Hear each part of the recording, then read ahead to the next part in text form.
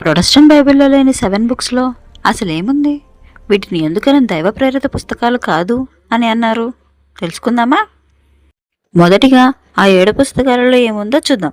ఈ పుస్తకాలు యూదుల చరిత్ర, జ్ఞానం మరియు భక్తికి సంబంధించిన వివిధ అంశాలను వివరిస్తాయి. మొదటిగా టుబెట్. ఇది భక్తి గల టుబెట్ అనే వ్యక్తి మరియు అతని కుటుంబం చుట్టూ తిరిగే కథ. అతని కుమారుడు టోబియాస్ దేవదూత రాఫెల్ సహాయంతో ఒక చేప కాలేయం మరియు గుండెను ఉపయోగించి ఆస్మోడియస్ అనే రాక్షసుడిని తరిమివేస్తాడు మరియు తన తండ్రికి చూపును తిరిగి తెస్తాడు.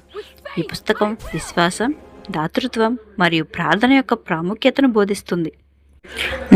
మిగిలిన 6 పుస్తకాలలో ఏముందో వాటిని దైవ ప్రేరితాలు కాదు అని ఎందుకంటున్నారో తెలుసుకోవాలనుకుంటే మన ఛానల్లో మెయిన్ వీడియో ఉంది, తప్పకుండా చూడండి. డిస్క్రిప్షన్లో ఉంటుంది, తప్పక చూడండి.